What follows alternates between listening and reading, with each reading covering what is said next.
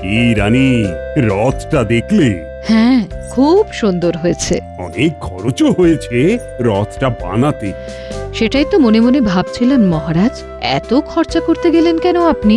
না, ভাবলাম এবারেও আড়ম্বর করেই রথযাত্রা করব। সে না হয় বুঝলাম, কিন্তু মনে আছে তো এবারেও সব প্রজারা খাজনা দেয়নি। হ্যাঁ হ্যাঁ, তার উপর তো আবার ঠাকুরও বানাতে হবে। হাতে বেশি দিন সময়ও নেই মহারাজ। আচ্ছা বলছি, রথযাত্রা যদি আড়ম্বর করে পালন করেন তাহলে সারা গ্রামবাসীকেও খাওয়াতে হবে। ওরে বাবারে, কি খরচ, কি খরচ! সেটা রথ বানানোর সময় খেয়াল রাখা উচিত ছিল মহারাজ। হ্যাঁ, আমার আবার খেয়াল? নিজেই নিজের খেয়াল রাখতে পারি না। আমি বুঝি আপনার খেয়াল রাখি না মহারাজ? আহা, তুমি আছো বলেই তো আমি আছি। তুমি আমি এক মন এক প্রাণে বাঁচি।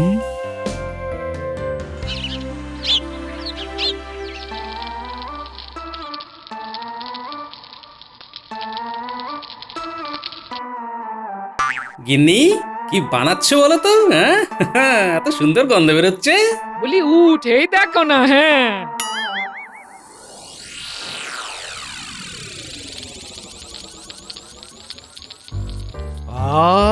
কি গিন্নি, মনে হচ্ছে আজ পাঁপড় ভাজছো? হ্যাঁ, ভাবলাম খিচুড়ি বসিয়ে দিয়ে পাঁপড় ভাজা দিয়ে খাবো। আহাহাহাহাহা! গরম গরম খিচুড়ি খেতে কি স্বাদ! গিন্নির হাতের রান্নার আবার প্রশংসা করতেই হচ্ছে আজ।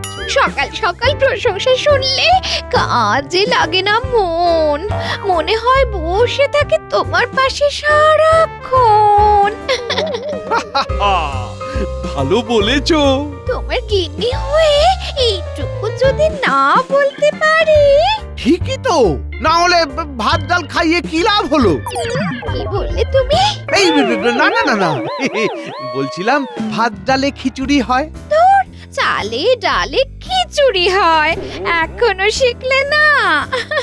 দেখি রথ উপলক্ষে দুদিন ছুটি পাওয়া যায় কিনা। তাহলে তোমায় নিয়ে 2 দিন মায়ের বাড়ি ঘুরে আসবো। আচ্ছা আচ্ছা, দেখি দেখি মহারাজকে গিয়ে বলি। হ্যাঁ,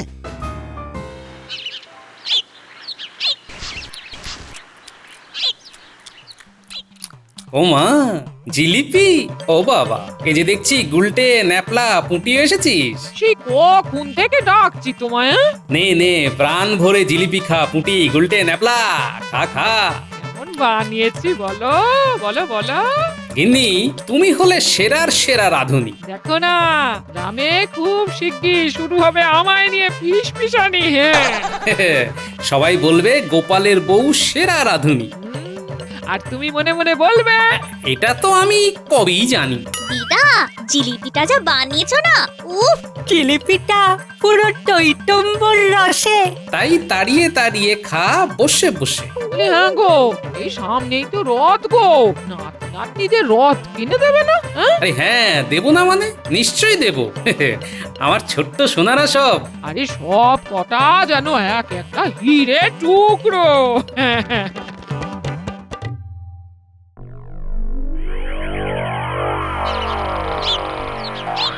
জাহাপানা, ডাকার জন্যে করুন ক্ষমা, একটু উঠুন বসে। কে কে? ও, তুমি? আগে একটা খবর দিতে হয়েছি হাজির। তা কি এমন খবর শুনি যার জন্য তুমি হাজির হলে এক্ষুনি? জাহাপানা, আর ঠিক 3 দিন বাদে রথযাত্রা উৎসবে বলো বলো, থামলে কেন? আমাদের সব রাঁধুনিরা চাইছে ছুটি। রাঁধুনিরা ছুটি নিলে খাবো কি, দুধ রুটি? তাছাড়া ওই দিন আছেটা কি? তারা ছুটি নিয়ে সব যাবে কৃষ্ণনগরে। শুনলাম সেখানে নাকি রথের উৎসব পালন হবে দারুণ করে। বলো কি উজির? আগে হ্যাঁ নবাব, যাবেন নাকি দেখতে একবার? সেখানে গিয়ে কি হবে? সেখানে গেলে রথ টানা দেখার পাশাপাশি পাঁপড়, জিলিপি আরো নানা মন্ডা মিঠাই খাওয়া যাবে। বেশ, তাহলে রথের দিন হচ্ছি আমরা কৃষ্ণনগরের রাজার অতিথি। এই খবরটা দিয়ে কৃষ্ণচন্দ্রকে পাঠিয়ে দাও চিঠি। বেশ, তাহলে লিখে দেব, রথের দিনে আপনি, আমি আর আমাদের সকল কর্মচারীগণ আশা করছি পাবো রাজা কৃষ্ণচন্দ্রের সাদর সম্ভাষণ। রাজা পড়বে ফাপড়ে। ঠিক করে আতিথেয়তা না পেলেই করব গোলমাল। কৃষ্ণনগরের পরিস্থিতি হবে টালমাটাল।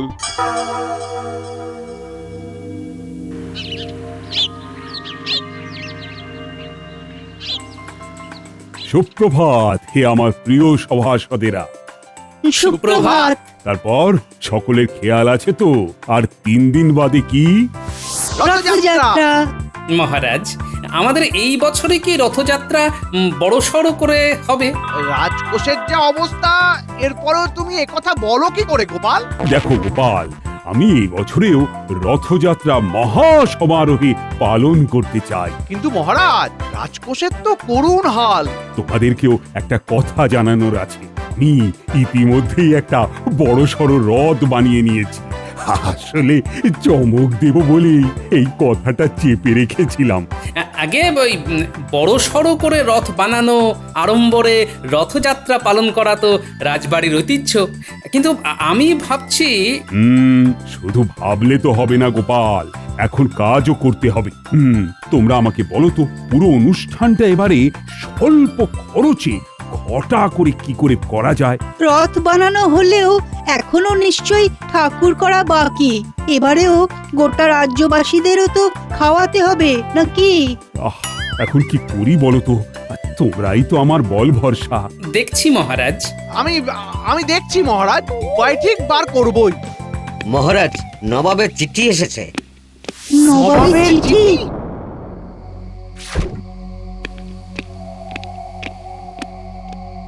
চিঠিটা খোলার আগে আমি ছুটির কথাটা বরং মহারাজকে বলি। এই মন্ত্রী, চিঠিটা পড়ো দেখি। মহারাজ, একটা কথা ছিল। তোমার আবার কি কথা মন্ত্রী? আগে মহারাজ, রথের দিন ছুটি নিতে চাই। একটু গিন্নিকে নিয়ে শাশুড়ি মার কাছে যাব। হ্যাঁ, নবাবের চিঠি এসেছে আর তুমি কিনা রথের দিন ছুটি চাইছো? জ্বালা রে বাবা।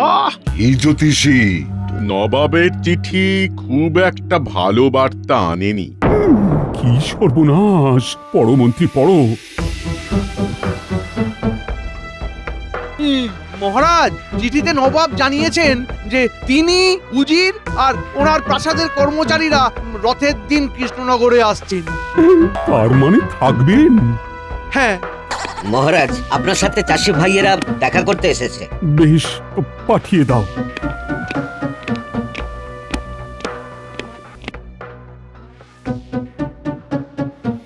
মহারাজ, দেখলাম অনেক বড় রথ হয়েছে, এবারে আমাদেরও একটু দেখুন। মহারাজ, আমরা তো এবারে না খেতে পেয়ে মরে যাব মহারাজ। মহারাজ, জানেনই তো এই কটা মাস না ফসল ফলাতে পেরে আমাদের কি করুণ হাল হয়েছে। সবই বুঝছি, কিন্তু তোমরা খাজনা দাওনি বলেই তো আমারও তো রাজকোষের বাজে অবস্থা।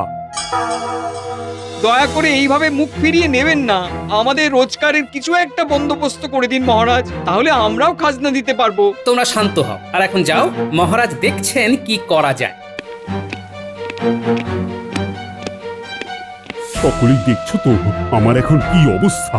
একে আসছেন নবাব, তার উপরে প্রজাদের দূর করতে হবে দুরবস্থা, ওদিকে ঠাকুর বানাতেও হবে, সব মিলিয়ে নিতে হবে চট জলদি কোনো ব্যবস্থা। বলো মন্ত্রী, বলো গোপাল, কিভাবে কি হবে?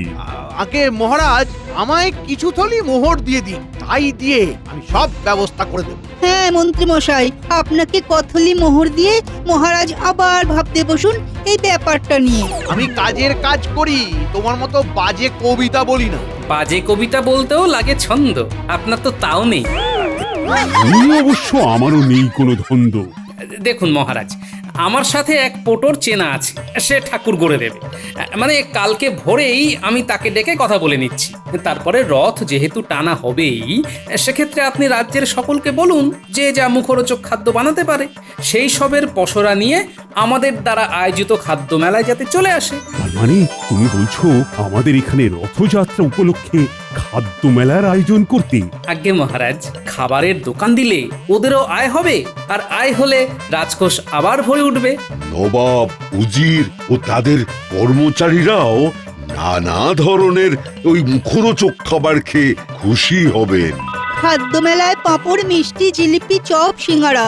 নবাবকে বলবেন, আহা কি খাদ্য মেলার না আয়োজন করেছো তোমরা। মহারাজ মহারাজ আমার কথাটা শুনুন, এসবে কাজ হবে না।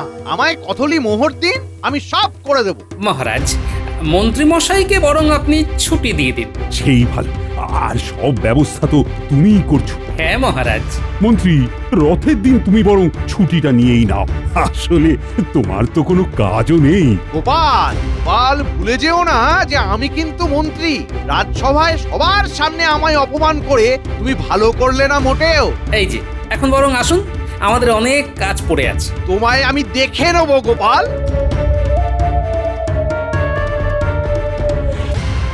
বুঝলে গোপাল, মন্ত্রীমশাই যেভাবে গেলেন তাতে মনে হচ্ছে তোমার কিছু পড়লো বলে। এ আর নতুন কি হে বিজ্ঞানী? কি হলো? এ মুখ এত গম্ভীর কেন? ভাবছি মন্ত্রী মশাই না আবার কোনো বাগড়া দেন। এ কেন গো, কি হয়েছে? এবারেও মহারাজ রথযাত্রা মহা সমারোহেই করবেন, বুঝলে? সেই জন্যে আমাকেও মন্ত্রীকে বলেছিলেন যে ভেবে এমন একটা উপায় বার করতে যা দিয়ে কম খরচে ঘটা করে রথযাত্রা পালিত হতে পারে। ও, মন্ত্রী মশাই নিশ্চয়ই অসম্ভব কোনো কথা বলেছেন। হ্যাঁ, তাছাড়া আবার কি? শেষে আমিই পরিকল্পনা করলাম। ও হ্যাঁ, আরেকটা কথা, এবারে রথের মেলায় খাদ্য মেলারও আয়োজন হচ্ছে, বুঝলে? তুমি চাইলে আমার হাতের জিলিপি রাজ্যবাসীকে খাওয়াতে পারি, তাই তো? হ্যাঁ। বেশ, তবে তোমায় আমি বলছি, যার স্বভাবই হলো মানুষের পেছনে লাগা, সে কিন্তু সেটাই করবে। সজাগ থাকো। সে তো বটেই, এদিকে আমারও এত কাজ। এত চিন্তা কিসে না? তোমার খুদে সাঙ্গ পাঙ্গরা আছে না? হ্যাঁ, ওদেরকেই বলি বরং।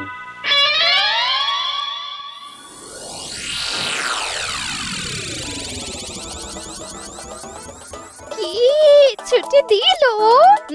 হ্যাঁ সে দিয়েছে, তবে ওই বেটা গোপাল ঘোর অপমান করেছে। তুমি এত ছাড়বে না নিশ্চয়? যত বদ বুদ্ধি আছে কাজে লাগাবে। সে আর বলতে। যাও, কলঘর থেকে হাত পা ধুয়ে এসো, তারপর গরম গরম চা খেতে খেতে বরং সব শোনা যাবে। যাও। শোন, বলছি কি, আমার এখন কাজের খুব চাপ, তাই তোরা মন্ত্রীর বাড়িতে গিয়ে একটু নজর রাখতো। ওরে বাবা, তার মানে সে আবার কোনো বদমাইশি করবে মনে হচ্ছে। ওই জন্যই তো তোদের নজর রাখতে বলছি। তুমি কোনো চিন্তা করো না, আমরা এক্ষুনি যাচ্ছি। এই সাবধানে যাস বাবারা, সাবধানে যাস। তুমি চিন্তা করো না দিদা, একদম বিড়ালের মতো পা টিপে টিপে যাবো।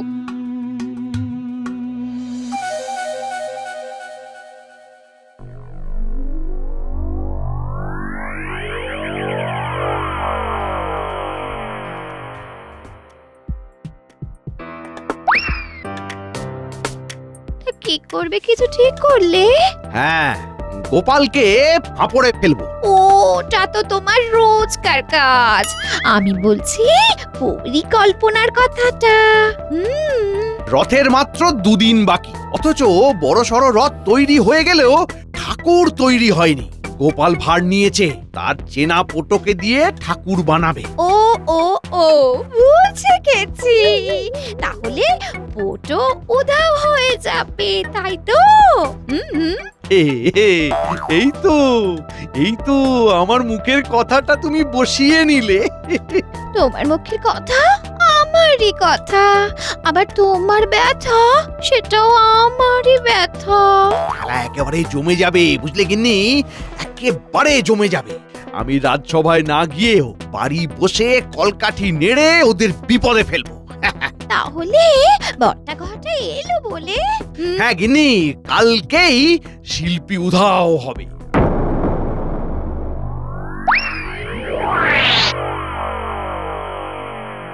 কি বলছিস? পটোকে উধাও করবে বললো? হ্যাঁ দাদু, নিজের কানে শুনলাম। আচ্ছা, তাহলে তো আমায় এক্ষুনি উল্টো কোনো চালের কথা ভেবে রাখতে হচ্ছে। বলি, ছেলে মেয়েগুলো এত যে খাটলো, ওদের কিছু একটা দেবে না? নিশ্চয়ই দেব গিন্নি, আমার খেয়াল আছে। এই ঝামেলাটা কাটলেই ওদের জন্য রথ নিয়ে আসবো। ও, এই পুটি, তোর বাবা বাড়ি আছে তো? হ্যাঁ আছে গোপাল। গোপাল দাদু? শিগগির একবার ডেকে আনতো। কি ব্যাপার মন্ত্রীমশাই, অনেকদিন পর খোঁজ নিলেন যে? নিশ্চয়ই ওই ভাঁড়টাকে বেকায়দায় ফেলতে হবে। বাজে কাজ ছাড়া তোদের আর মনে পড়ে না রে। আপনি এমনিতে খুব একটা ভালো কাজ বোধহয় করেননি। তাই আমাদের আর ভুলতেও পারেন না মন্ত্রী মশাই। বাজে কথা ছেড়ে কাজের কথাটা শোন। মোহরের থলিটা দিয়ে কাজের কথাটা বললে কানে বেশি করে কথাগুলো ঢুকবে। কি বলবো আর তোদের।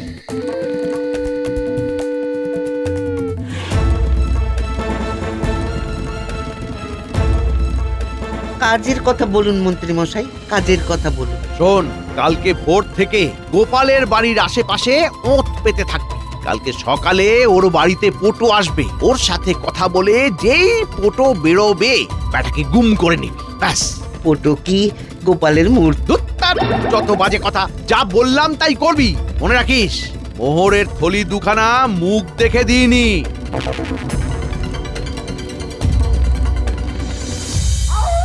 বলো গোপাল দাদা।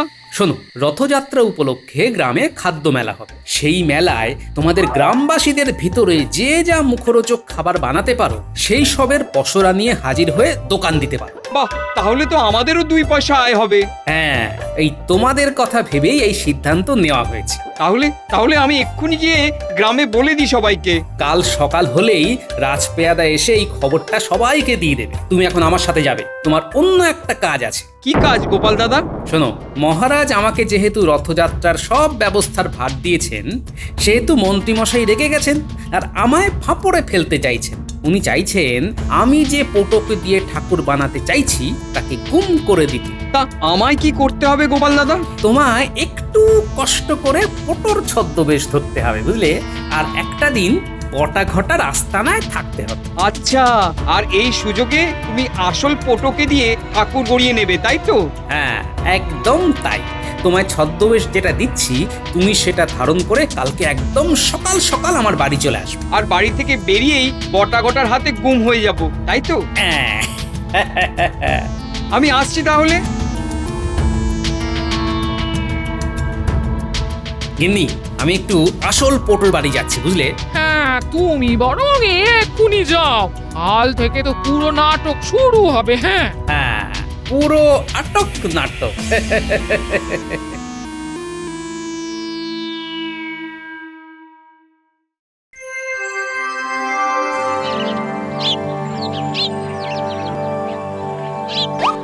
কিরে, কখন আসবে?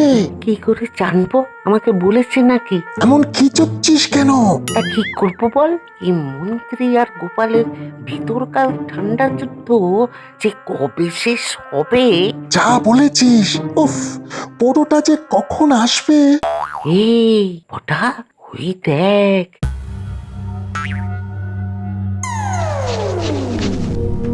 হ্যাঁ হ্যাঁ, গোপালের বাড়ির সামনেই দাঁড়ালো। তার মানে এই সেই ফটো। চল পটা, বেটাকে গলায় গামছা চাপা দিয়ে ধরি। দূর গাদা, গলায় গামছা চাপা না, মুখে গামছা চাপা দিতে হবে। ও ও হ্যাঁ হ্যাঁ হ্যাঁ হ্যাঁ, তাহলে বেটা বেরোলেই মুখে মাটি চাপা ধরি, ওই গামছা চাপা দিব। হ্যাঁ ঘটা, চল চল, ফটো বেরিয়েছে। চল সে চলো। হিংসা।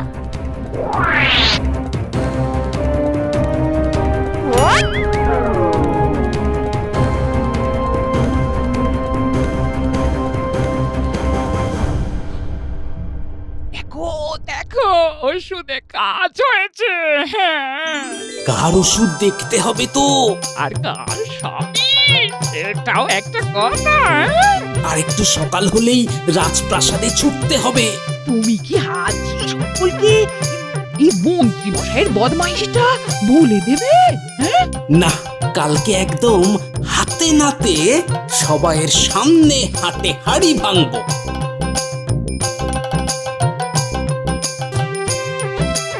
তাহলে তুমি বলছো গোপাল, কালকে একদম সঠিক সময়ে ঠাকুর এসে যাবে?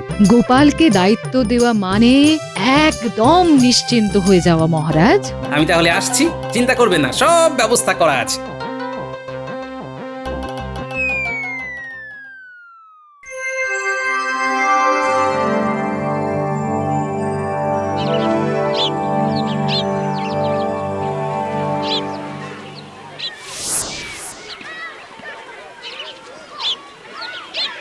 কি কৃষ্ণচন্দ্র, টানবে কখন রথ?